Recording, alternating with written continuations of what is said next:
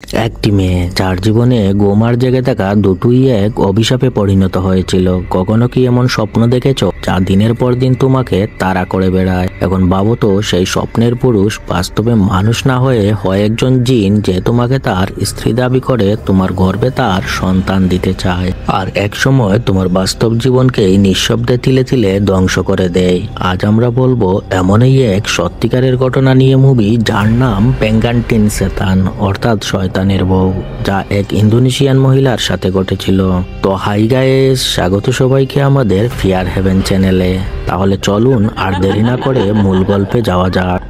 গল্প শুরু হয় একটি পডকাস্ট দেখিয়ে, যেখানে ইচা তার জীবনের একটি অদ্ভুত গল্প বলছে।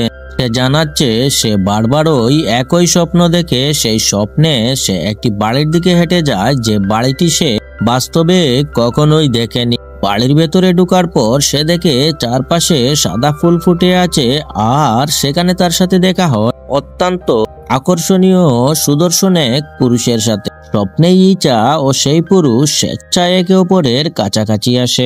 তবে বাস্তবে আমরা দেখি ইচার বাড়িতে এক ভয়ঙ্কর জিন প্রবেশ করছে। সেই জিন স্বপ্নে যা ঘটে বাস্তবেও ইচার সাথে তাই ঘটায়, যেমনটা ইচা অনুভব করছিল। এই বাস্তবতা ইঙ্গিত দেয় যে ইচার উপর কোনো অশুভ শক্তির নজর রয়েছে, যা তার স্বপ্নগুলোকে জীবন্ত করে তুলছে। এদিকে প্রতিদিন ভোর ঠিক 4টায় ইচার ঘুম ভেঙে যায়, কারণ তার স্বামী এরিয়েল এই সময়ে নাইট শিফটের কাজ শেষ করে বাড়ি ফিরে। কিন্তু আজ ইচা জেগে ওঠার পর এক অদ্ভুত শান্তি ও সতেজতা অনুভব করে। মনে হয় কিছু অস্বাভাবিক ঘটেছে। ঠিক তখনই এরিয়েল এসে দরজায় নক করলে সে দরজা খুলে দিয়ে এরিয়েলকে স্বাগত জানায়। কিন্তু তারপরেই তাদের মধ্যে তর্ক শুরু হয়ে যায়। এই তর্ক থেকেই জানা যায় যে গত কয়েক মাস ধরে ইচা ও এরিয়েলের মধ্যে দূরত্ব বেড়েই চলেছে।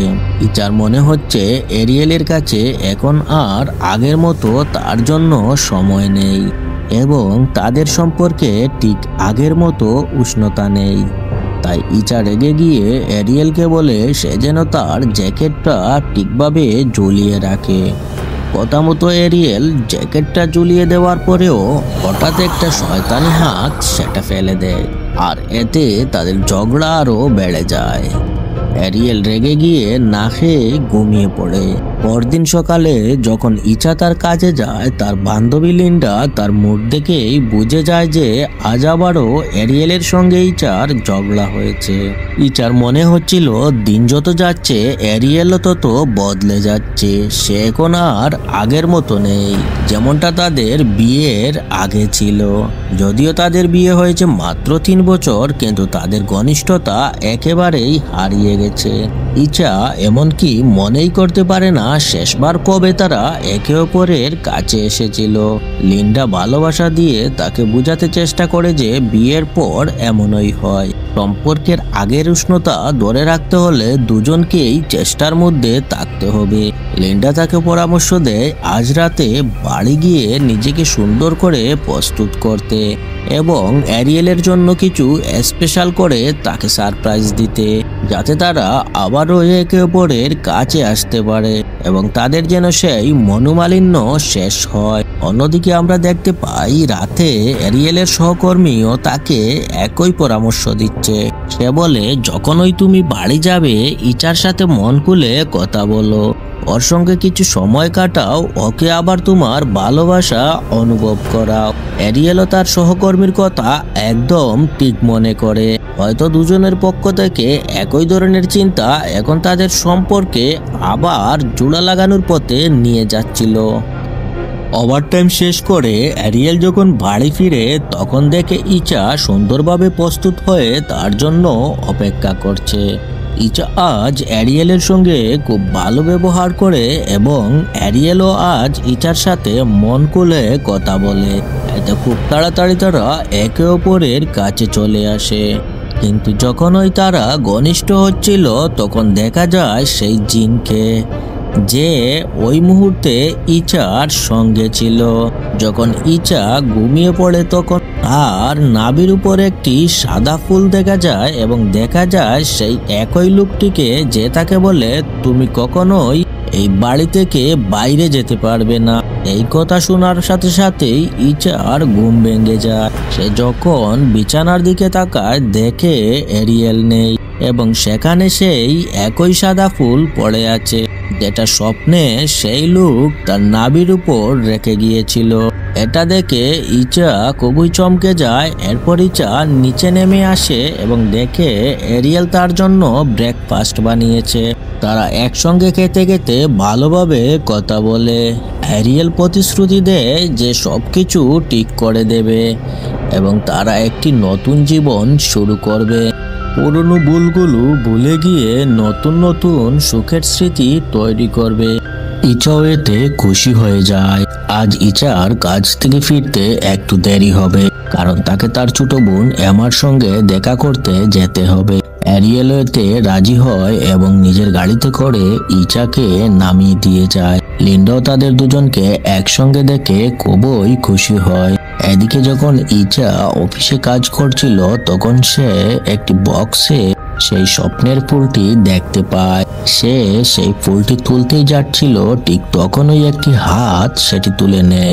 এরপর হঠাৎ ইচার সামনে সেই স্বপ্নের পুরুষটি বাস্তবে এসে হাজির হয়। সে ইচার দিকে এগিয়ে আসে, কিন্তু ইচা হঠাৎ তার প্রতিচ্ছবি আয়নায় দেখে ভয় পেয়ে যায়, কারণ আয়নায় স্পষ্ট দেখা যাচ্ছিল সে একজন মানুষ নয়, বরং এক ভয়ানক ও বিশ্রী দেখতে জিন।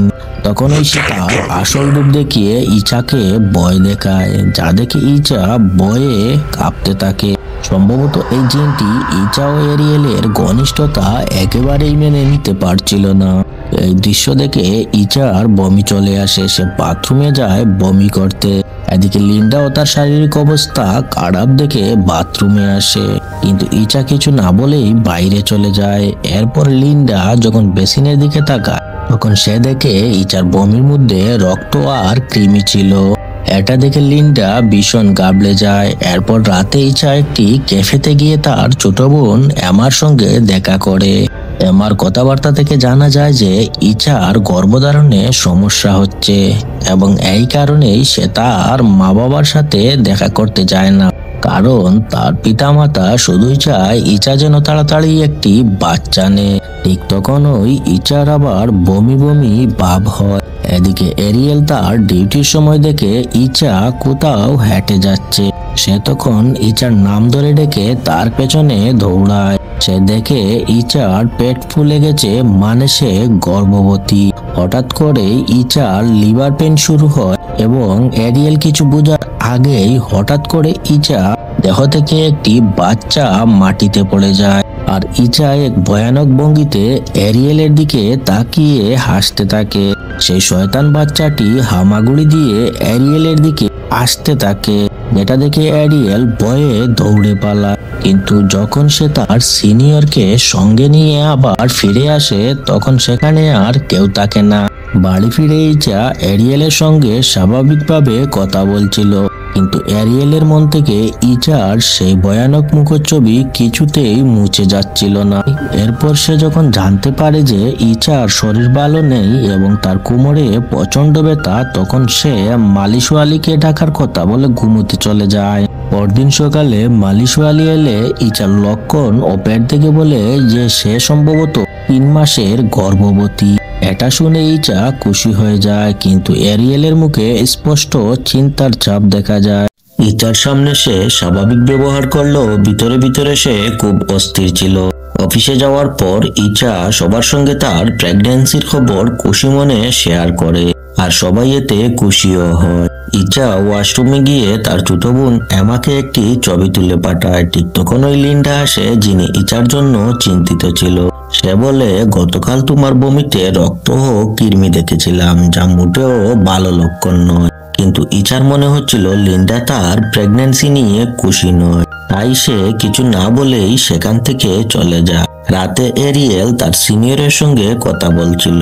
সে জানায় তার ঠিক মনে আছে শেষবার সে ইচার সাথে 6 মাস আগে ঘনিষ্ঠ হয়েছিল। যখন তারা চেষ্টা করছিল সন্তান নেওয়ার, কিন্তু তখনও ইচা কনসিভ করতে পারেনি। আর এখন মাত্র 2 দিন আগে তারা আবার কাছাকাছি এসেছিল, তাহলে ইচা কিভাবে 3 মাসের গর্ভবতী হয়? অ্যারিয়েলের মনে সন্দেহ জন্মায় যে ইচা হয়তো তার সাথে প্রতারণা করছে। এই কারণে অ্যারিয়েলের সিনিয়র তাকে পরামর্শ দেয় যে সে যেন এই বিষয়ে সরাসরি ইচার সঙ্গে কথা বলে।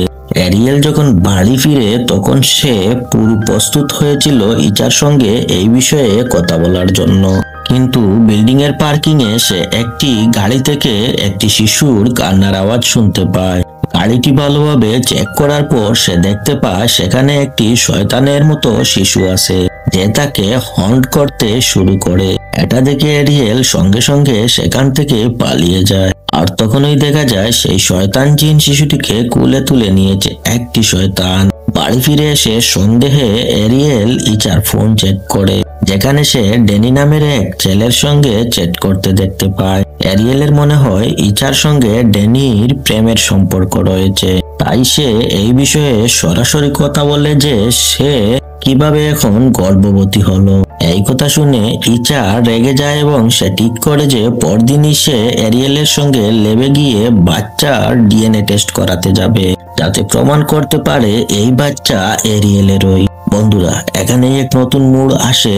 যখন তারা দুজন পরদিন লেবে যায় তখন জানা যায় ইচা আসলে গর্ভবতী নয়। ডাক্তাররা জানায় ইচার একটি সাইকোলজিক্যাল ডিসঅর্ডার হয়েছে, যেখানে রোগী মনে করে সে গর্ভবতী এবং তার শরীরে প্রেগন্যান্সির সব লক্ষণ দেখা যায়। এটা সাধারণত মা হওয়ার প্রবল ইচ্ছার কারণেই হয়। এটা শুনে ইচা ও অ্যারিয়েল দুজনেই স্তম্ভিত হয়ে যায়। ইচা মানসিকভাবে ভেঙে পড়ে এবং অ্যারিয়েলের অপরাধ বোধ হয় যে সে ইচাকে ভুল বুঝেছিল।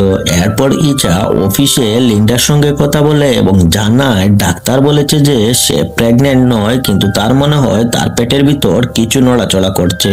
এটা শুনে লিন্ডার মনে ভয় জন্মায়, তাই সে ইজাকে একজন শামানের কাছে নিয়ে যায় যার নাম ওস্তাদ জায়নি। ইজাকে দেখে বুঝে যান যে ইজার এই ঘটনার পিছনে যে আছে সে আসলে একটি জিন শয়তান। তিনি নিশ্চিত হন যে ইজার সঙ্গে অস্বাভাবিক কিছু ঘটেছে। তিনি স্বাভাবিকভাবে আচরণ করতে থাকেন এবং লিন্ডার সঙ্গে ইচাকে ভিতরে নিয়ে যান। ওই সময় শামান জায়নি ইচার সঙ্গে কথা বলে তাকে সেই জিন সম্পর্কে জানান যে সংসার জীবন নষ্ট করে ফেলে। ইচা যখন তার স্বপ্নগুলোর কথা উস্তাদ জায়নিকে বলে তখন উস্তাদ নিশ্চিত হয়ে যান যে ইচার উপর জিন্দাসির নামের এক জিনের ছায়া রয়েছে।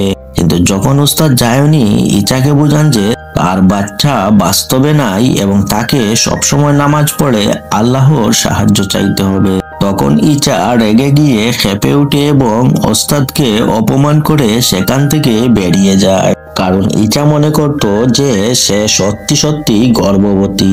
সেই রাতে লিন্ডা ইচার বাড়িতেই ছিল। সেই ইচার মন ভালো করে নিজের বাড়ি ফিরছিল। তখনও ইচার বাড়ির পাশে একটি গলিতে সে একটি বিড়ালের বাচ্চাকে দেখতে পায়, যেটাকে সে তুলে রাস্তার পাশে রাখে যাতে কোনো গাড়ি ওটাকে চাপা না দেয়। কিন্তু যখন সে আবার নিজের স্কুটির কাছে আসে তখন তার মনে হয় বিড়ালের বাচ্চাটি তাকে অনুসরণ করছে। যদিও বাস্তবে এমন কিছু ছিল না, তবু নিশ্চিত হতে সে সেই উলের বক্সটির কাছে যায় যেখানে সে বিড়ালের বাচ্চাটিকে রেখেছিল। সেখানে গিয়ে সে দেখে সেই জিন উপস্থিত, যাকে সেই ইচার উপর থেকে তাড়াতে চেয়েছিল। জিন এই ঘটনায় রেগে গিয়েছিল আর রাগের বসে সে লিন্ডার উপর আক্রমণ করে এবং তাকে সেখানেই মেরে ফেলে। লিন্ডার মৃত্যুর সেই মুহূর্তটি ইচা তখন স্বপ্নে দেখে। ঘুম ভেঙে যাওয়ার পর সে বাইরে ছুটে যায় এবং দেখে বাস্তবেও সেখানে ভিড় জমেছে, কারণ জিন লিন্ডাকে খুবই নিষ্ঠুরভাবে হত্যা করেছে। ইচার মনে হয় এই মৃত্যুর জন্য সে নিজেই দায়ী। এদিকে অ্যারিয়েলও তার কাছ থেকে বাড়ি ফিরছিল। ইচাকে দেখে সে কাছে যায় এবং সবকিছু যখন জানতে পারে তখন সে দুঃখ পায় এবং ইচাকে সান্ত্বনা দেয়। কিন্তু ঠিক তখনই তারা দুজনেই খেয়াল করে যে ইচার পেট আগের চেয়ে আরো বেশি ফুলে উঠেছে। এরপর ইচা বাড়ি গিয়ে অ্যারিয়েলকে নিজের স্বপ্ন এবং উস্তাদ জায়নির ব্যাপারে জানায়, যা শুনে অ্যারিয়েল আরো বেশি হতবাক হয়ে যায় যে ইচা এর আগে স্বপ্নটিকে নর্মাল স্বপ্ন ভেবে অ্যারিয়েলকে কিছু জানায়নি। কিন্তু এখন যা হচ্ছে তাতে সে খুবই চিন্তিত। এরপর এরিয়েল, ওইচা ও এমা একসঙ্গে উস্তাদ জায়নির কাছে যায়। উস্তাদ জায়নিও রাজি হয়ে যায় যে ইচার এক্সরসিজম করতে, কিন্তু এক্সরসিজম চলাকালীন ইচার মধ্যে সেই ডিমন জিন প্রবেশ করে এবং ইচার চোখ অদ্ভুত রকমের হয়ে যায়। উস্তাদ রুকাইয়ার সাহায্যে এক্সরসিজম শুরু করে। রুকাইয়া হলো ইসলামিক একটি প্রথা যেখানে কোরআনের আয়াত ও দুয়ার মাধ্যমে জাদু ও বদনজর বা শয়তানি প্রভাব দূর করার চেষ্টা করা হয়। কিন্তু এখানেই আসে আরেকটি টুইস্ট, যেখানে জিন দাসিম দাবি করে জিনের জগতে সে ইচাকে বিয়ে করেছে। ইচা তার স্ত্রী এবং শুধুমাত্র সেই ইচাকে সন্তান দিতে পারে, তাই কেউ তাকে ইচা থেকে আলাদা করতে পারবে না। কিন্তু উস্তাদ তার আধ্যাত্মিক শক্তির মাধ্যমে জিনটিকে ইচার শরীর থেকে বের করে দেওয়ার চেষ্টা করেন। এ সময় আমরা দেখতে পারি ইচার পেটে থাকা সেই ভয়ানক শিশুটির এক ঝলক। অবশেষে যখন ঝাড়ফুঁক শেষ হয় তখন ইচা একদম স্বাভাবিক হয়ে যায়। যদিও আপাতত উস্তাদ জিন দাসিমকে তাড়াতে পেরেছেন, কিন্তু বিপদ পুরোপুরি কেটে যায়নি। উস্তাদ ব্যাখ্যা করেন জিন দাসিম সাধারণত বিবাহিত নারীদের নিজের বশে করে প্রথমে তাদের দাম্পত্য জীবন ধ্বংস করে, তারপর সেই নারীকে ব্যবহার করে নিজের সব চাহিদা পূরণ করে, আর কেউ তাদের মধ্যে হস্তক্ষেপ করার চেষ্টা করলে সে তাকে মেরে ফেলে। ঠিক যেমনটা লিন্ডার ক্ষেত্রেই ঘটেছিল। এই কারণে উস্তাদ ইচাকে একটি কোরআনের আয়াত লিখে দেন এবং বলেন তোমাকে এটা প্রতিদিন পড়তে হবে। উস্তাদ জায়নির নির্দেশ অনুযায়ী ইচা এখন প্রতিদিন সেই দোয়া পড়ছিল এবং এভাবে 14 দিন কেটে যায়। এখন ইচা আগের চেয়ে অনেক ভালো আছে এবং তার সেই দুঃস্বপ্নগুলো আর আসে না। এক সন্ধ্যায় যখন এরিয়েল ও ইচা ডিনার করছিল, এরিয়েল জানায় যে সে প্রমোশন পেয়েছে এবং তাকে 1 সপ্তাহের জন্য শহরের বাইরে ট্রেনিং এ যেতে হবে। এরিয়েল ইচাকে এই অবস্থায় রেখে যেতে চায় না, কিন্তু টাকার অভাব আর প্রমোশন, পরবর্তী ভালো ভবিষ্যতের কথা ভেবেই তাকে যেতে হবে। অতঃপর ইচা তাকে যেতে দিতে রাজি হয় এবং আশ্বাস দেয় সে নিজের খেয়াল রাখবে। এরিয়েল পরদিন অন্য শহরে গেলে ইচা বাড়িতে একা একা ভালো লাগছিল না, তাই সে এমাকে ফোন করে তার বাড়িতে আসতে বলে যাতে রাতে তার সঙ্গে থেকে যায়। কিন্তু ওই রাতে এমা তার কাজ নিয়ে ব্যস্ত থাকায় সে পরের দিন ইচার বাড়িতে আসার প্রতিশ্রুতি দেয়। কিন্তু ইচাকে একা পেয়ে জিন আবার তার উপর নিয়ন্ত্রণ নেওয়ার চেষ্টা করে। ভয়ে ইচা কোরআনের আয়াত পড়তে থাকে, পরে সোফাতেই ঘুমিয়ে পড়ে। পরদিন অফিসে ইচা যখন কাজ করছিল তখন সে দেখতে পায় তার সহকর্মীরা অদ্ভুত আচরণ করছে। তারা বলতে থাকে তুমি তার থেকে দূরে যেতে পারবে না। এই কথা থেকে বোঝা যায় সেই জিন আবার ফিরে এসেছে। ভয়ে ইচা নিজেকে একটি রুমে বন্ধ করে ফেলে, কিন্তু সহকর্মীরা এখনো সেই একই কথা বলেই যাচ্ছিল। রাতে ইচা এমাকে পুরো ঘটনা খুলে বলে এবং এরিয়েলকেও সব জানিয়ে দেয়। এটা জানার পর এরিয়েল তৎক্ষণাৎ বাড়ির উদ্দেশ্যে রওনা হয়। সে কয়েক ঘন্টার মধ্যে বাড়ি পৌঁছে যাবে, কিন্তু ততক্ষণে সে এমাকে ফোন করে সতর্ক করে যে কোনো অবস্থাতেই ইচাকে ঘুমাতে দেওয়া যাবে না, কারণ আগেরবার যখন লিন্ডা ছিল এবং ইচা ঘুমিয়ে পড়েছিল তখন লিন্ডার মৃত্যু হয়। এমা এবার ইচার সঙ্গে মনোযোগ দিয়ে কথা বলা শুরু করে। দুজনেই অনেক ভয় পাচ্ছিল। এমা তার বয়ফ্রেন্ডের কথা বলছিল, ইচা সব শুনছিল, কিন্তু কথা বলতে বলতে হঠাৎ করে তার প্রচন্ড ঘুম পেয়ে যায়, যা সে কোনোভাবেই কন্ট্রোল করতে পারছিল না এবং সে ঘুমিয়ে পড়ে। এমা তাকে জাগানোর চেষ্টা করে, কিন্তু ইচার চোখ আর খুলে না। আর ইচা ঘুমিয়ে পড়া মাত্রই জিন দাসিম এমার উপর আক্রমণ করে। সে এমাকে তুলে বাইরে ছুঁড়ে ফেলে দেয় এবং ঘরের দরজা বন্ধ করে দেয়। এতে এমা অজ্ঞান হয়ে পড়ে। তারপর জিনটি ইজার পাশে এসে শুয়ে পড়ে এবং তার পেটে আবার সেই শয়তানি সন্তানের বীজ ঢুকিয়ে দেয়। ইচা যখন ঘুম থেকে জেগে দেখে তার পেট আবার ফুলে গেছে, সে বুঝে যায় যে আবারও তার সঙ্গে কি হয়েছে। সে নিজের শরীর থেকে এই শয়তানি শিশুকে বের করে দিতে চেষ্টা করে। সে রেগে গিয়ে নিজের পেটে আঘাত করতে শুরু করে, কিন্তু এতে কোনো ফল হয় না। তখন সে আস্তে আস্তে রান্নাঘরের দিকে যায়। বাইরের সিঁড়িতে এমা অজ্ঞান হয়ে পড়েছিল, কিন্তু ইচা তার দিকে কোনো মনোযোগ না দিয়ে সে পাশ থেকে একটি হ্যাঙ্গার নিয়ে রান্নাঘরে বসে পড়ে। এরপর সে সেই হ্যাঙ্গারটি সোজা করে নিজের ইউটেরাসে ঢুকিয়ে বাচ্চাটিকে মেরে ফেলার চেষ্টা করে। এতে একবার সবকিছু স্বাভাবিক হয়ে যায়, কিন্তু ঠিক পরের মুহূর্তেই আবার তার পেট ফুলে ওঠে। ঠিক তখনই অ্যারিয়েল বাড়ি পৌঁছে যায়। ইজার অবস্থার অবনতি দেখে সে এমাকে তুলে নিয়ে ইজাকে সরাসরি উস্তাদ জায়নির কাছে নিয়ে যায়। সেখানে ইজাকে বেঁধে তার উপর এক্সরসিজম শুরু করা হয়। জায়নির সঙ্গে আরো অনেক সঙ্গী ছিল যারা একটানা দোয়া করে যাচ্ছিল, আর ইচা তখনও দাসিমের জগতেই আটকে ছিল। দুয়ার শব্দ শুনে ইচ্ছা সেখান থেকে বের হওয়ার চেষ্টা করছিল। ঠিক তখনই দাসিম এসে তাকে থামানোর চেষ্টা করে, কিন্তু ইচ্ছা তাকে দেখে চারপাশে দৌড়াতে শুরু করে। ফলে দাসিম রেগে যায়। রাগের মাথায় দাসিম জিন ইচার কাঁধে আঘাত করে তাকে আহত করে এবং তাকে জোর করে ধরে ফেলে। যখন সে তার নিজের দুনিয়ায় ইজাকে চেপে ধরে, তখন বাস্তব দুনিয়ায় ইচা পজেস্টেড হয়ে যায়। এরপর বিছানাটা হাওয়ায় ভেসে উঠতে থাকে আর ইচা শয়তানের মতো হাসতে থাকে। তার চুকো অদ্ভুত আর ভয়ঙ্কর হয়ে যায়, কিন্তু জায়নি এতে ভয় পায় না। সেও তার সঙ্গীরা একটানা দোয়া পড়তে থাকে। দোয়ার কারণে দাসিম বিরক্ত হয়ে পড়ে এবং জায়নিও তার সঙ্গীদের সামনে হাজির হয়ে তাদের ভয় দেখানোর চেষ্টা করে। তবে কোরআনের আয়াত চলতেই থাকে। যখন বিছানাটা মাটিতে নামে, এরিয়েল ইজার কাছে গিয়ে দোয়া পড়তে শুরু করে এবং ইচাকেও তা পড়তে বলে। সে ইচার কাছে তার ভুলের জন্য ক্ষমা চায় এবং বলে তাকে অবশ্যই জিনের বিরুদ্ধে লড়াই করতে হবে, কারণ তাকে খুব প্রয়োজন এরিয়েলের। ইচাও এরিয়েলের কাছে ফিরে আসতে চায়, যেটা ইজাকে সাহস যোগায় আর সে নিজেই জিনের জগতে সেই আয়াতগুলো পড়তে শুরু করে, যেগুলো এরিয়েল তার কানে কানে বলছিল। ফলে সে জিনের হাত থেকে রক্ষা পায় এবং যেহেতু সেই আয়াতগুলো জিনের জগতে পড়া হচ্ছিল, তাই জিন দাসিমের জগৎ ধ্বংস হতে শুরু করে। ইজা দ্রুত সেই দুনিয়া থেকে বের হয়ে বাস্তব জগতে ফিরে আসে।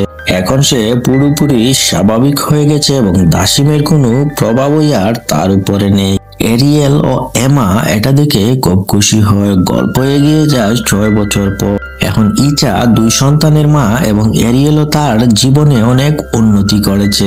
একদিন তার বড় সন্তান বাইরে খেলছিল। এমা তখন তার বড় ছেলেকে ডাকতে বাইরে আসে, তখন দেখা যায় সেই একই পুরুষ তাদের দরজার সামনে দাঁড়িয়ে আছে। আর সেখানে সিনেমাটি শেষ হয়ে যায়। আর এটাই ছিল পেঙ্গান্টিন স্যাটার্ন মুভির গল্প।